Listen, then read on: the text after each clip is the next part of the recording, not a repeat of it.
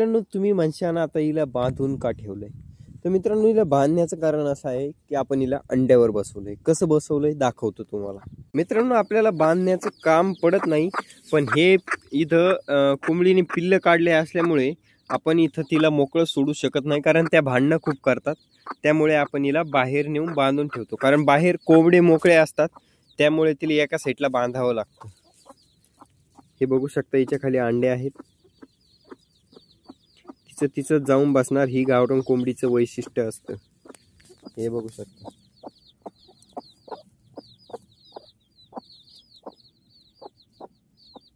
हे आहे आपलं गावरान पाखरू.